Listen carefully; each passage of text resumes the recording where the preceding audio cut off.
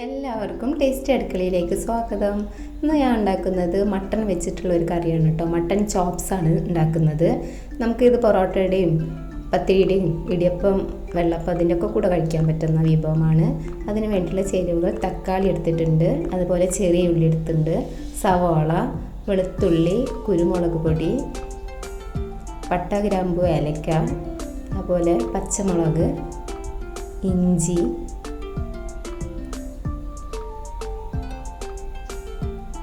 പിന്നെ 1 കിലോ മട്ടനാണ് എടുത്തിട്ടുള്ളത്. അധികം മസാല ഒന്നും ഇല്ലാത്തൊരു കറിയാണ്. അപ്പോൾ ഇതെങ്ങനെ തയ്യാറാക്കണമെന്ന് നമുക്ക് നോക്കാം. അതിനുവേണ്ടി ഞാനൊരു പാൻ വെച്ചിട്ടുണ്ട്. അതിലേക്ക് പട്ടയും ഗ്രാമ്പു ഏലക്ക ഇട്ടെടുത്തിട്ടുണ്ട്. ഒരു 3 കഷ്ണം പട്ടയും ഒരു 4-5 ഏലക്കയും ഒരു 5-6 ഗ്രാമ്പുമാണ് ഇട്ട് കൊടുത്തിട്ടുള്ളത്. പിന്നെ അതിലേക്ക് ഇഞ്ചി വെളുത്തുള്ളിയൊക്കെ ചേർത്ത് കൊടുക്കുന്നുണ്ട്. അപ്പോൾ ഇതൊക്കെ ചതക്കൊന്നും ചെയ്യാതെ അങ്ങനെ ഇട്ട് കൊടുക്കണം. ഇത് വഴറ്റിയിട്ട് അരക്കാൻ വേണ്ടിയിട്ടാണ്. പിന്നെ അതിലേക്ക് ചെറിയ ഉള്ളി ചേർത്ത് കൊടുത്തിട്ടുണ്ട്. ഒരു 1/4 കപ്പോളം ചെറിയ ഉള്ളി ചേർത്ത് കൊടുത്തിട്ടുണ്ട്. ഒരു വലിയൊരു കഷ്ണം ഇഞ്ചിയും ഒരു 5-10 വെളുത്തുള്ളിയും ചേർത്തിട്ടുണ്ട്. അതുപോലെ ഒരു 2 മീഡിയം സവാള ചേർത്ത് കൊടുത്തിട്ടുണ്ട്. നന്നായിട്ട് വഴറ്റുക. അതിലേക്ക് ഒരു 6-7 പച്ചമുളക് ചേർത്ത് കൊടുത്തിട്ടുണ്ട്. മുളക് പൊടിയൊന്നും ചേർക്കുന്നില്ല കേട്ടോ. അപ്പോൾ അതിൻ്റെ ആവശ്യത്തിനനുസരിച്ചിട്ട് പച്ചമുളക് ചേർത്ത് കൊടുക്കുക. നന്നായിട്ട് ഒന്ന് വഴറ്റിയെടുക്കുക. നന്നായി വഴന്ന് വന്നതിന് ശേഷം ഒരു 2 മീഡിയം തക്കാളി ചേർത്ത് കൊടുത്തിട്ടുണ്ട്. മസാലയ്ക്ക് ആവശ്യത്തിനുള്ള ഉപ്പ് ചേർത്ത് കൊടുക്കുക. കുറച്ച് കുരുമുളക് പൊടി ചേർത്ത് കൊടുത്തിട്ടുണ്ട്. നന്നായിട്ടൊന്ന് വഴറ്റിയെടുക്കുക. നന്നായിട്ട് മസാല ഇതൊക്കെ ഒന്ന് വേവുന്ന വരെ. അതിലേക്ക് ആവശ്യത്തിന് മഞ്ഞൾപ്പൊടി ഇട്ട് കൊടുക്കുക. അതുപോലെ 2 ടീസ്പൂണോളം മല്ലിപ്പൊടി ചേർത്ത് കൊടുത്തിട്ടുണ്ട്. ഇനി ആ മസാലയ്ക്ക് ഒന്ന് വഴറ്റിയെടുക്കുക.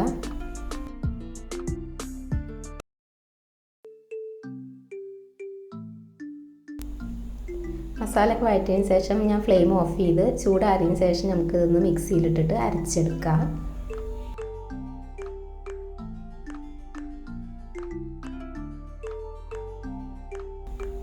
അപ്പോൾ കുറച്ച് വെള്ളം ചേർത്തിട്ട് അരച്ചെടുത്താൽ മതി. നന്നായിട്ട് പേസ്റ്റ് രൂപത്തിൽ അരച്ചെടുക്കാം കേട്ടോ. ഇനി മട്ടനിലേക്ക് അത് ചേർത്ത് കൊടുക്കാം. അപ്പോൾ അരച്ച് വെച്ചിട്ടുള്ള മസാല ഇതിൽ ചേർത്തിട്ട് നന്നായിട്ട് യോജിപ്പിച്ചെടുക്കുക. ഉപ്പ് ആവശ്യമുണ്ടെങ്കിൽ ചേർത്ത് കൊടുക്കാം കേട്ടോ. ഇനി കുറച്ച് സമയം ഒന്ന് മൂടി വെച്ചിട്ട് ഒരു ലോ ഫ്ലെയിമിൽ കുറച്ച് സമയം അങ്ങനെ മൂടി വെക്കുക. അതിന് ശേഷം നമുക്ക് വെള്ളം ചേർത്ത് കൊടുക്കുക. വേവാൻ ആവശ്യത്തിനുള്ള വെള്ളം ചേർത്ത് കൊടുക്കുക.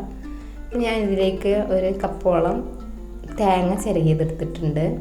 പിന്നെ ഒരു 10-12 കശുവണ്ടി വെള്ളത്തിൽ കുതിരാൻ വേണ്ടി വെച്ചിട്ടുണ്ടായിരുന്നു, അണ്ടിപ്പരിപ്പ്. അപ്പോൾ അതൊന്ന് ഇതിൽ ചേർത്തിട്ട് നന്നായിട്ട് പേസ്റ്റ് രൂപത്തിൽ അരച്ചെടുക്കുക. മട്ടൻ വേണമെന്നുണ്ടെങ്കിൽ കുക്കറിൽ വേവിച്ചെടുക്കുക കേട്ടോ.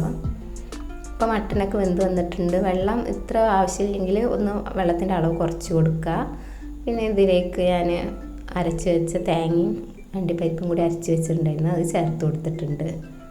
നന്നായിട്ട് ഇളക്കി. മട്ടനൊക്കെ നന്നായിട്ട് വെന്ത് വന്നിട്ടുണ്ട് കേട്ടോ. ഞാൻ അതിലേക്ക് ഈ അരപ്പ് ഒഴിച്ചു കൊടുത്തിട്ട് ഒന്ന് നന്നായിട്ട് തിളച്ച് വരുന്ന സമയത്ത് ഫ്ലെയിം ഓഫ് ചെയ്യുക. പിന്നെ നമുക്ക് മല്ലിയില വേപ്പിലയൊക്കെ ചേർത്ത് കൊടുക്കുക. അതുപോലെ എരിവ് കുറവുണ്ടെങ്കിൽ കുറച്ച് കുരുമുളക് പൊടി ചേർത്ത് കൊടുക്കുക. മുളക് പൊടി ചേർത്തിട്ടില്ല, അപ്പോൾ എരിവിനനുസരിച്ചിട്ട് കുരുമുളക് പൊടി ചേർത്ത് കൊടുക്കുക. പിന്നെ വേണമെന്നുണ്ടെങ്കിൽ കുറച്ച് ഗരം മസാലയും കൂടി ചേർത്ത് കൊടുക്കാം കേട്ടോ. അപ്പോൾ കറി റെഡിയായി വന്നിട്ടുണ്ട് കേട്ടോ. അപ്പോൾ നമുക്ക് സെർവിങ് ബൗളിലേക്ക് മാറ്റാം. ഈ കറി ഇത്ര ലൂസ് വേണ്ടെന്നുണ്ടെങ്കിൽ വെള്ളത്തിൻ്റെ അളവൊന്ന് കുറച്ചാൽ മതി. അപ്പോൾ ഒരു തിക്ക് ഗ്രേവി ആയിട്ട് കിട്ടും.